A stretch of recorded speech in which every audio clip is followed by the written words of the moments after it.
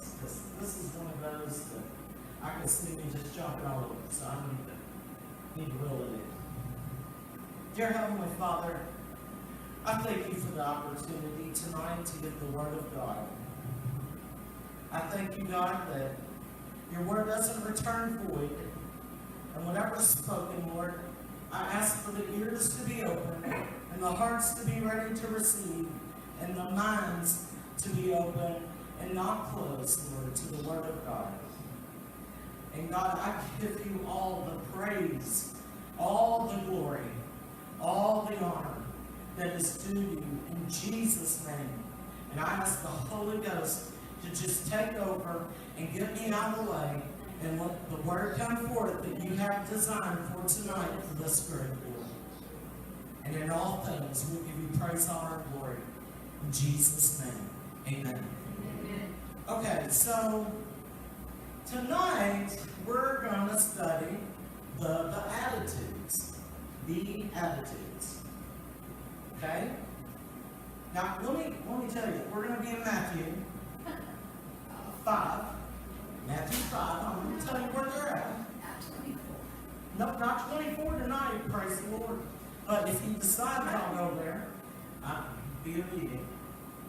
Let me tell you why these are important. You see, I think one of the key words here is beatitude.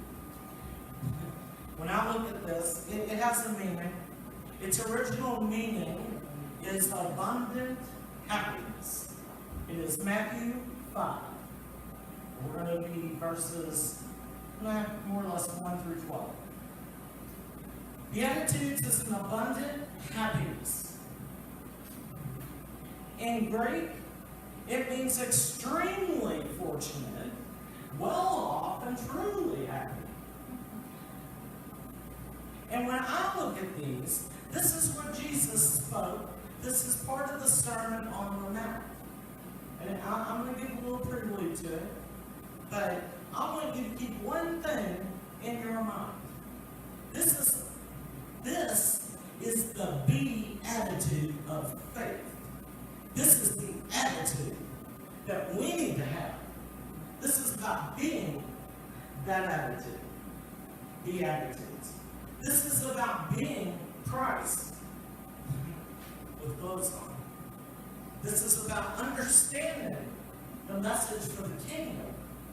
This is the kingdom message tonight. There's a lot of good stuff in here, and I don't want to shortchange it by just rolling into it and not explaining to you. This is about an attitude. You see, this is about a way of your heart, a way of your seeing things, a way of you being, the way that you approach the Lord, the way you approach others. This is a very important message. Now, I'll explain to you why. All right. I have to back up to Matthew 4 to kind of explain what just happened before we got here. Matthew 4, verse 23. Jesus went all about Galilee, teaching in the synagogues and preaching the gospel of the kingdom and healing all manner of sickness and all manner of disease among the people. Get that, folks. All.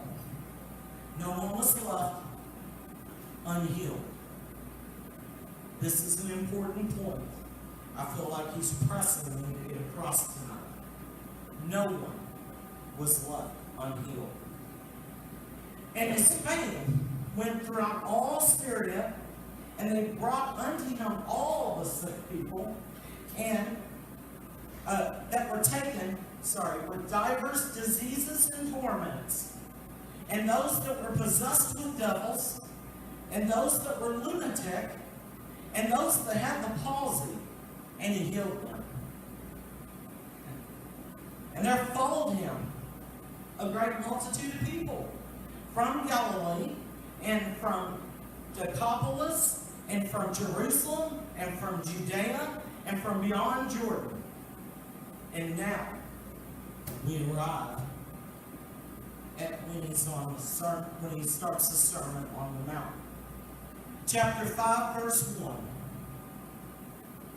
And seeing the multitudes, he went up into a mountain, and where he was set, his disciples came unto him. And he opened his mouth and taught them, saying, now before I start this part, I want to point something out to you. Matthew could have said Jesus said. Matthew didn't say Jesus was saying. He didn't say Jesus said.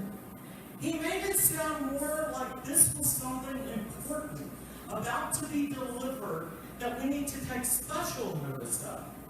But see, it was that he was set. Jesus was set in position. And he was about to open his mouth to deliver something. And I believe the author of the book of Matthew is trying to indicate to us this was an important moment. And what's getting ready to follow is some important things to know that we need to write them down. We need to practice them. We need to try to follow them. And I just feel very strongly about pointing that out. A lot of times in Scripture, you can read through it. Well, you can read through it too fast. And you're missing the point. Matthew is setting this up as if this is a very important message. So, with that being said, I'm going to ask you all to stand for the reading of the Word if you're able. And he opened his mouth and taught them, saying, blessed are the poor in spirit, for theirs is the kingdom of heaven. Blessed are they that mourn, for they shall be comforted. Blessed are the meek, for they shall inherit the earth.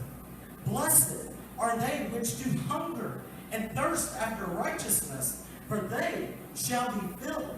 Blessed are the merciful, for they shall obtain mercy.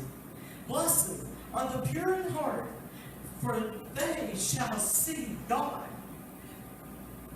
Well, hallelujah. Blessed are the peacemakers, for they shall be called the children of God. Blessed are they which are persecuted for righteousness' sake, for theirs is the kingdom of heaven. Blessed are ye when men shall revile against you and persecute you, and shall say all manner of evil against you falsely for my sake. Rejoice and be exceedingly glad, for great is your reward in heaven. For so persecuted they the prophets which were before you. Okay, you can be seated. This is all spoke by Jesus Christ. And I think the important part of this is to understand, what do each of these mean? What do they mean for us? I actually look at this as 8 steps to spiritual maturity. You see, God is looking for He's coming for a spotless bride, but He's also wanting mature Christians to carry forth the gospel. And you might say, well, that's not me. I might say that too. But we're all mature in some level. And I'm going to show you where you're at in this as we go. Okay? You see, let's start with verse 3.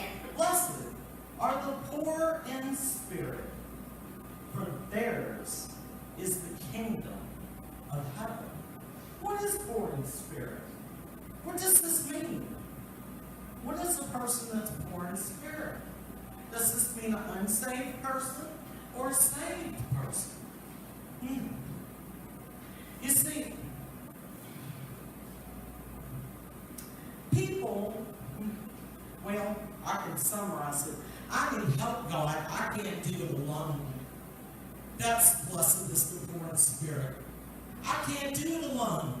I need God. I cannot do this by my own ways, my own stature, my own ability. I cannot do it. I need Him. This is being poor in spirit. It doesn't mean you're walking around, oh, poor is me, poor is me. It's not like that. It's not that kind of poorness. This is when you recognize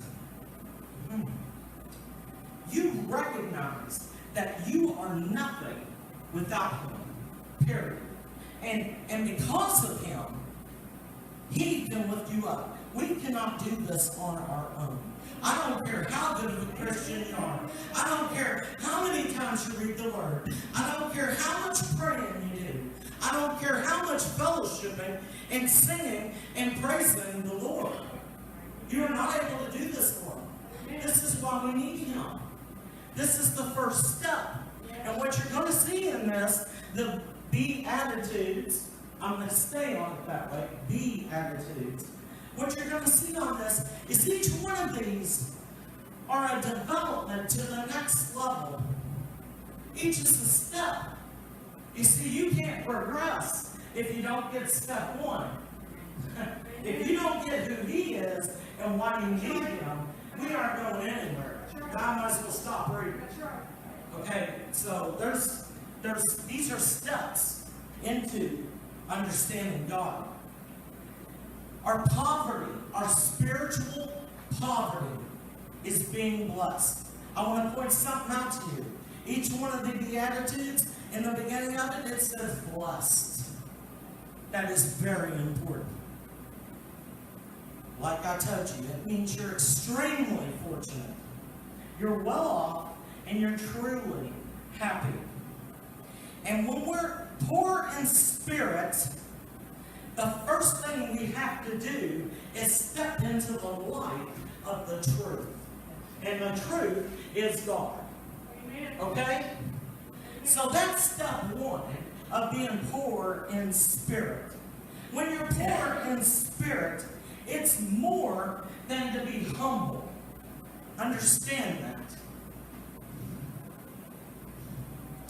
It's simply, I do not measure up on my own. Understand that. We do not have a level that we attain, and God says, you did the first level good. It doesn't work that way. We have to recognize that we have a poverty in our spirit. We need Him. If we don't realize the need for Him, you can't progress forward in this. Nor are you going to understand all of these elements. When they all start stacking up, and we begin to see that Jesus Christ is in every single beatitude. Every one. Now, I'm going to give you an example of this particular one.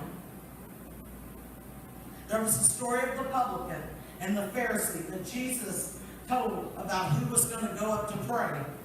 And one bragged on himself before God, and one wouldn't even look up, but begged, Lord, have mercy on me, a sinner.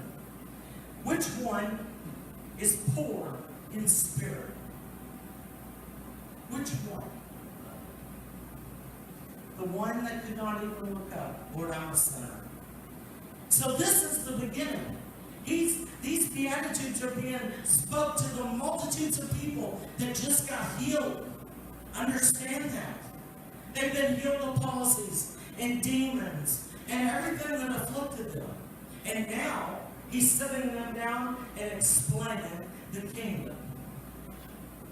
This is how you approach the kingdom. Step one, you have to realize you need His help. All right. Number 2, which is verse 4. Blessed are they that mourn, they shall be comforted. Now, when you realize your spiritual poverty, that should bring you to tears. My God. That should bring you to tears. Knowing that you must have Him should bring you to tears. Should cause you to mourn.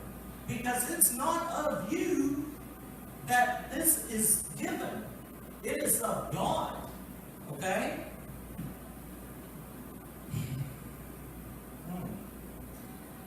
When you recognize that spiritual condition, it should bring that grief.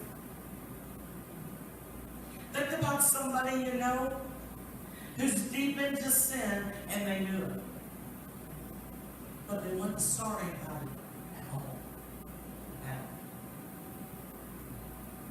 One who is honest about their spiritual poverty, but is not moved to a godly sorrow, cannot know God's grace and mercy. We need God's grace. We need God's grace. You see, you can't see yourself as a sinner and look by faith at Jesus suffering on a cross for our sins and not be moved to mourn. I don't know how you can look upon that cross and not be moved. I don't know how. I just don't. They put him up there. Crown of thorns on his head. Blood. They pulled the hair out of his face. I don't know if you realize that. They plucked it from his beard. And it bled. They spat on him. They even gambled over his clothing. This is terrible. That should bring one to mourn. If he had not came, my God, if he had not came, what hope do we have? What hope do we have? Mercy.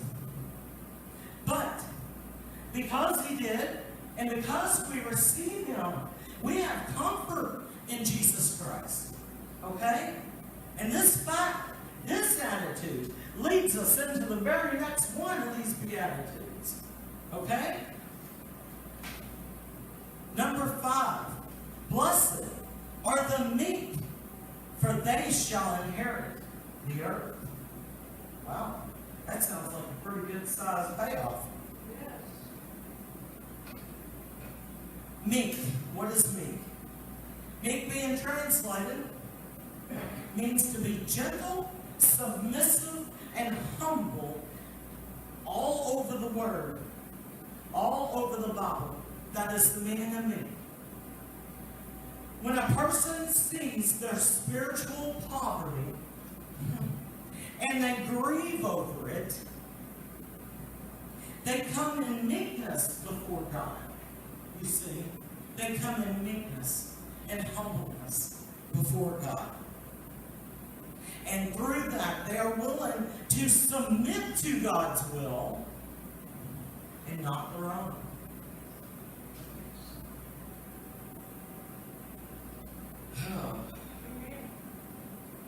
All through the Bible, God takes care of these that get themselves boasted up and proud. He takes away what they have. We can't approach this throne in a boastful, proud manner.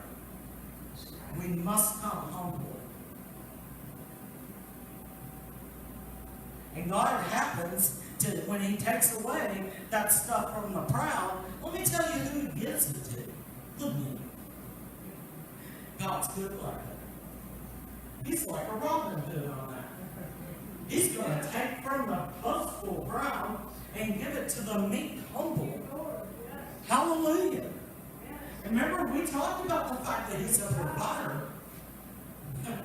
Well, here we go again. We're talking about his provisioning again. And this is in the Beatitudes. I'm telling you. All right. I'm going to get way ahead of myself. Thank you. All right, number 6. Blessed are they which do hunger and thirst after righteousness, for they shall be filled. Oh my. You see, when you hunger and you thirst after righteousness, you're hungering and thirsting after this Word of God. That's the hunger. That's the real hunger. And to see his kingdom fulfilled. That's the hunger. When we stand before him and ask for forgiveness, and that he recognizes our weaknesses, and he takes us through Jesus Christ, through Jesus Christ, and we come humbly before Him, oh, will He ever take care of your thirst and your hunger? My goodness. He'll take care of it literally, and He'll take care of it in terms of enrichment inside your life. Ooh. Thank you, Jesus. And they'll be filled again. If you're hungry and thirsty for righteousness, you're going to be filled again. Now, ooh, wow, thank you, Lord. Think about this. There's nothing. This world has nothing that truly satisfies and fills us. Think about it. Think about something that might satisfy and fill you. You know?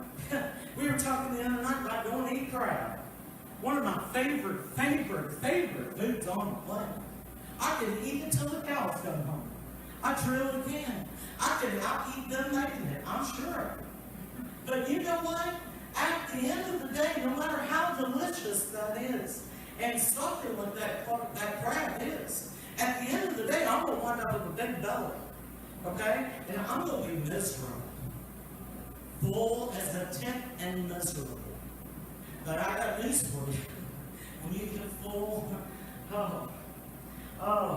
when you get full on this, you want more. Amen. Your belly can't contain. You can't contain this thirst and hunger. Okay? Does that kind of make sense? I'm taking it from our world to the spiritual world. You can't hold it.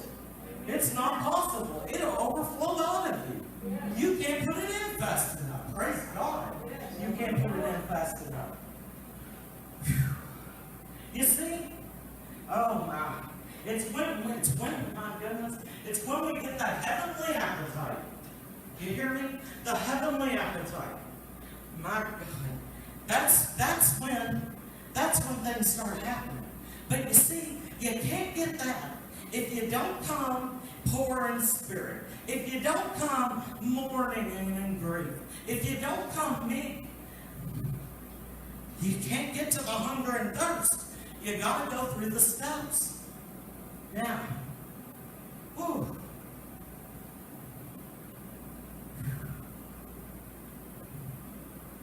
You know, think about it. Let me move on.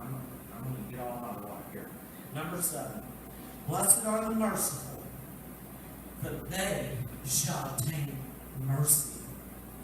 Huh. Well, what is it they get? They get mercy. This is right after getting hunger and thirst for the righteousness. You see, these are cascading beatitudes. They are cascading. When one comes, the next can come. When the next one comes, the next one can follow. These are cascading. So what does it mean to get mercy?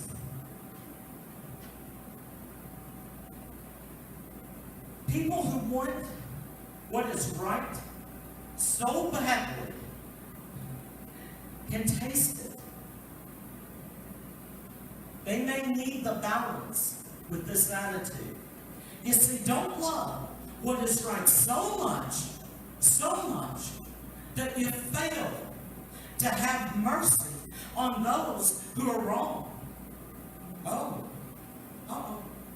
That's a little correction. Don't be after this so steadfastly that you overlook those who need mercy around. You see, Christ gave mercy. Sometimes we get a little gung-ho. And we're like, well, we know everything. I read the Word. I know the Word. The Word's this way, and that's the only way. I'm right, you're wrong. Well, when we get in that frame of mind, we kind of forget what mercy's about. You know? When somebody's wrong, you help them. You go to them. You don't tear them down in them being wrong. You edify them You lift them up. You help them. This is a job that Jesus is saying we should be doing. Yes. Yes. It's not one I liked either when I heard it. I'm just being honest. Let's just keep it real. Sometimes we just get so full of everything that, well, there isn't enough room for things like mercy. We get so full of everything else that we leave no room. You know,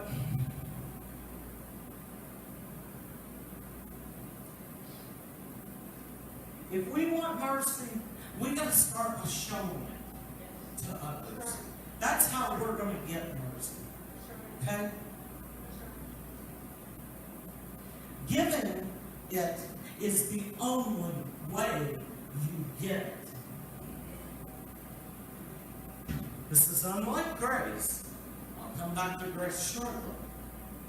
Mercy is given. When you give it, you receive it. That's what mercy is. It's a vital key element or ingredient in any relationship. Imagine a marriage where mercy is missing. Imagine a church without mercy among the members. Showing mercy is the fruit of one who has seen his own condition before the living God. This is where this comes from. This is a fruit from seeing your condition before God, having grieved over it, having meekly submitted to God, and come out hungry for what is right in God's sight. And then see, all of this equals God's grace. You see, like I said, mercy is gotten by giving. Grace is given by God, unwarranted and unearned. You don't earn grace. He gives it freely. By the fact He sent His Son to die on the cross for your sins and covered you, and you receive Him, that's grace. That's grace. Paul said, God, will you take away the thorn from the side? You see, Paul was buffeted by the enemy. He had a thorn in his side when he preached. Paul had everything going right in his life, but he had that thorn in his side. He asked God 3 times, and 3 times God said, my grace is sufficient. In other words, if he had took that thorn from Paul's side, here's what would happen. Paul's head would have grown way bigger than it should have. Paul would have thought he was mightier than all. He would have stopped looking upward for direction and started looking inward. This is why sometimes we have to have His grace to be sufficient in our lives. And we don't get everything we ask for. But we get what's important. Okay? Now, it is hard. Thank you, Lord. And merciful are those who recognize the mercy of God that's shown to them. I love these. I love these Beatitudes. I love them. Number 8. Blessed are the pure in heart, for they shall see God. They shall see God. The pure in heart. Well, what do we think of? Well, what do we think of with pure in heart? We think of little babies, little children, their purity, their innocence, their sincerity. They don't take things they don't get it all mixed up. They just blindly believe. They believe without question. See, purity stands for clean, innocent, sincere. Jesus shows us that the vision of God is only clear when we pursue it with a pure heart. You can't see God if you're going to be phony.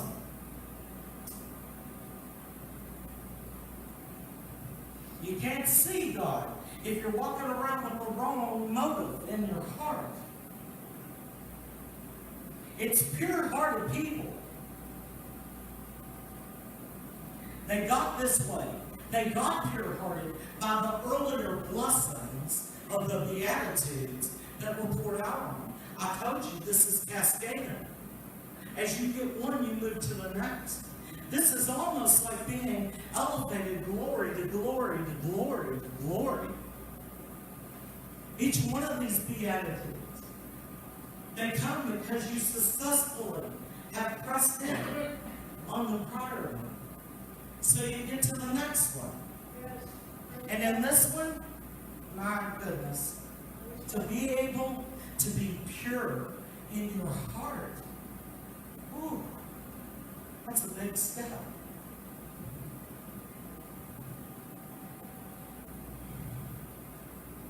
They also had to realize that they had a spiritual poverty. They had to realize and grieve over their sins that sent Jesus to the cross. They had to meekly submit to God. They had to develop a taste for righteousness. Hallelujah. And they became merciful. Yes. Hallelujah. Yes, hallelujah. And God cleans their hearts and shows them Himself. They don't clean their hearts. You did hear me, right? We don't clean our heart. God cleans our heart. We submit to Him. He does the work. It's kind of like when He told Peter, I want you to become a fisher of men. He was explicit in saying, I want you to become a fisher of men. He did not say, I want you to become a cleaner. There's a reason for that. Because we mess it all up. We all think we know how to clean fish in a different way. What we might think they don't need, they might need. You see? That's why we are fishers of men, and He takes care of the cleanup. Not us. Not us. Lest we would boast. That's what Paul is. Alright. This next one's awesome.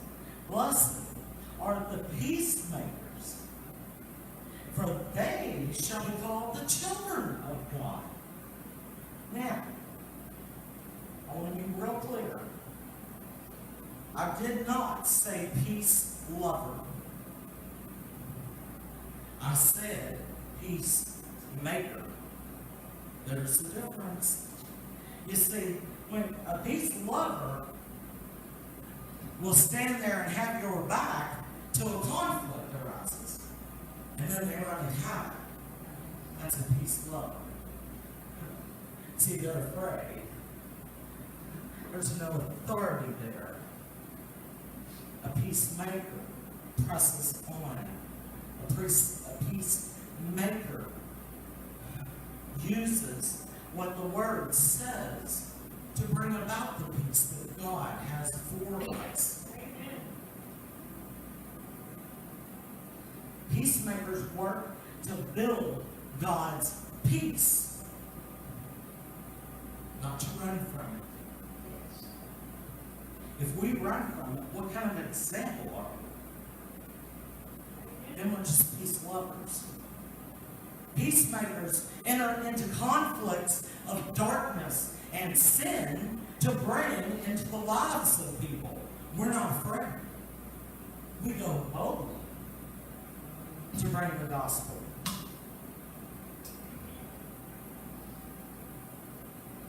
You see, not everybody likes a peacemaker. just to be clear. There's many people out there that persecute peacemakers.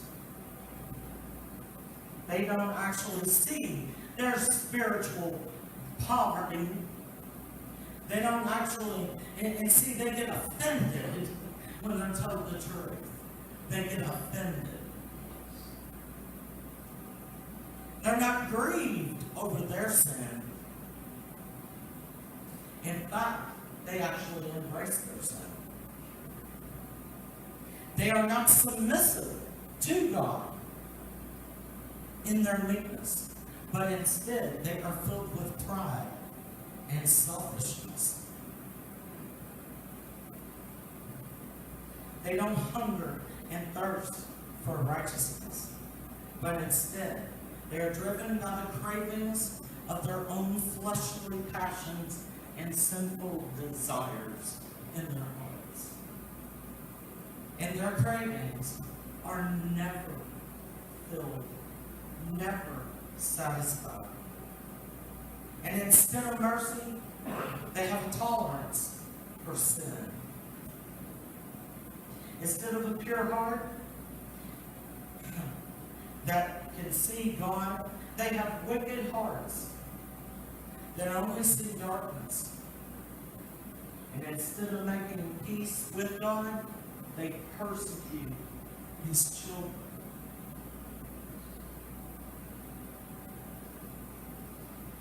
Now, I can think of one who was highly persecuted when he came here. It was Jesus Christ. Who persecuted him?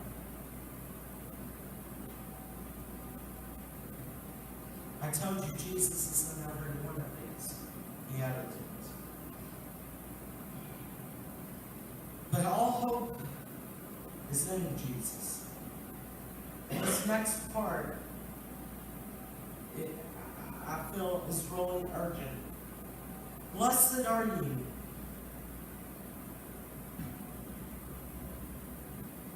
I'm sorry, I jumped ahead. Blessed are they which are persecuted for righteousness' sake, for theirs is the kingdom of heaven. So, it's very personal. You see, he's saying, blessed is this, for they get this. It's very important to understand the correlation. Blessed is the poor in spirit. Theirs is the kingdom of heaven. Blessed is they that mourn. They shall be comforted. Blessed are the meek, for they shall inherit the earth. Hallelujah. Blessed are they which do hunger and thirst after righteousness, for they shall be filled. Blessed are the merciful, they shall obtain mercy. Blessed are the pure in heart, for they shall see God. Blessed are the peacemakers, for they shall be called the children of God. And blessed are they which are persecuted for righteousness' sake, for theirs is the kingdom of heaven. And Jesus goes on, after all of these Beatitudes are laid out, he says, blessed are ye when men shall revile you and persecute you, and shall say all manner of evil against you falsely for my sake. Rejoice. It's a hard time to rejoice, isn't it? But the word says, rejoice and be exceedingly glad, for great is your reward in heaven. For so persecuted they the prophets that came before you. Now, this is getting to a point of spiritual maturity. When you have arrived at this point, you are in a spiritual maturity with God. Jesus was spiritually mature. He endured suffering for the kingdom of God. Hallelujah. The question I want to pose, these are a couple of questions. After looking at this, you can almost consider it to be a ladder that you climb. Okay, rung by rung by rung. Verse 3, rung. Verse 4, a rung. Each one's a step. And what the question is, where are you on the ladder of these blessings? That's the question. Do you have spiritual poverty? Have you mourned over sin in your life? And in others' lives? Oh, I added a twist. You see, when we mourn over sin, we should be mourning over all forms of sin, whether we committed it or someone else did. We don't talk about that too much in the Word, but that's an important point. Sin of any nature should cause us to mourn. Whether we see our brother or sister sin, that should cause mourning and grief. My question is, have you submitted to God meekly, to His will? Do you have a strong appetite for God's thirst and righteousness? Are you merciful toward others? I see me in a couple of these, so I have to. It isn't just for y'all. Is your heart clean enough to see God? And are you building God's peace in the world around you while resisting the world's sin and keeping Jesus in your life? You see, Jesus says that heaven will surely be worth it all. People endure hardship and difficulty in life for a whole lot less. Is not heaven worth this sacrifice? God thought it was worth it. That's why He sent Jesus. He thought it was worth it. He thought we were worthwhile people. This is why He sent Him. Else He would have stayed put.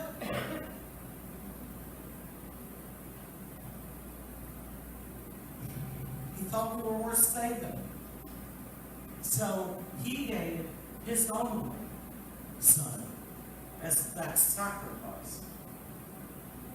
And I think it's worth it. I think the whole thing's worth it. Whatever your condition is, wherever you're at, and if you don't know Christ, look at how much more blessed you'll be if you say yes to Christ.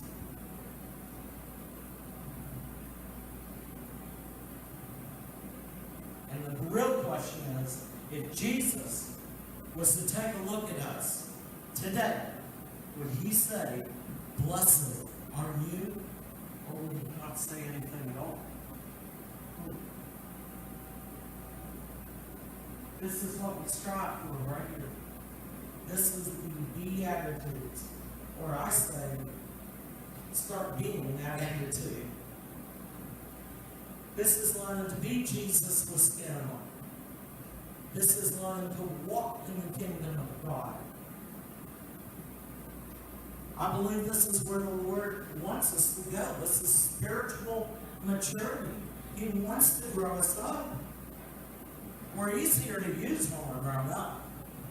When we're walking around like a bunch of babies, we're kind of hard to deal with. You think of it. And we whine, and we cry, and we moan, and we groan.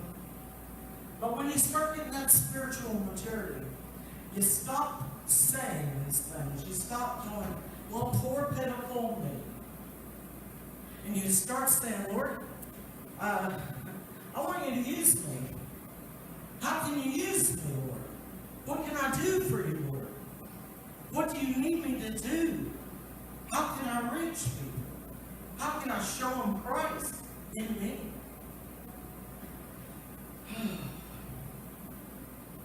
I'm telling you, Jesus pronounced these blessings of God on those who hold to these attributes. And I don't know about y'all sitting here tonight, but I want to get in the kingdom of heaven. I want to be comforted. Who else? Nobody else wants this? Come on now. I want to be comforted. I want to inherit the earth. All right? Okay, I want to be filled as I seek after Him. Okay? I want to be able to see God because my heart is pure. Okay? I want to be called a child of God. My gosh. I want to inherit the kingdom of heaven. And I want to do it all for Jesus' sake. Praise God. I want to do all of it for Jesus' sake. And get my reward in heaven. If it doesn't come here, I'm all right with that. You see, when you get rewarded here, something happens. Uh-oh. There we're going there. When you get rewarded here, you lose out on a reward there. You don't want that reward here. No, don't be looking at what I did and trying to reward me. No. No, you're getting in the way. I've got a reward in heaven. The value here is non-comparable. There's nothing here that can be comparable to what I want to get there. So, I don't know about y'all, but that's what I'm going to do. I'm going to start trying to follow His beatitudes. I'm going to start being that attitude. So, I hope that resonates. I hope it kind of gives some instruction. You know, I've looked at this many times, and I thought, well, that was a sweet thing that he said. But it never hit me, Karen. It never hit me. Like it hit me. But it did this week. It sure did. I'm supposed to be doing that stuff. That ain't something I'm supposed to say that's nice. I think a lot of times that's what happens. Sometimes the word just goes right past you. And when the right time comes along, God says, now, you do realize that this is what I expect from you. And I did not, but I do. Although I am doing a lot of them, I'm not doing everything. So it's an attitude. And we got to get in an attitude adjustment place. And that's Jesus' attitude adjustment. So I can't be mad. My Savior died on the cross for me. That's what He wants me to do, then. Amen. Bless them. Bless them. Amen. Amen. Dear Heavenly Father, I thank You for the word tonight. I thank You, Lord, for the revelation of what this word means in our walk, in the Christian walk. Lord, I appreciate that, dumb as I might have been when I read it many times, that I finally got it. Maybe I was too prideful when I read it before. I don't know. But I won't be. I'll try not to. I need Your help, Lord. Everybody in this room needs Your help, Lord. And nobody got it figured out, no matter how long you've been in the ministry. No matter how long you've been saved. Whether you've been saved 5 minutes or 50 years. You do not have it figured out. It takes Him. We have to rely on Him. And Father, I thank You for all the leading and guiding that You do in our lives, Lord. And I pray that somehow tonight, this will cause us to wake up a little bit. I feel like it's a wake up. Time to grow up. Time to grow up a little. And start seeking these things that You asked on the Mount of Olives. And Lord, we'll always give You the praise, honor, and the glory in Jesus' mighty name. And we say amen.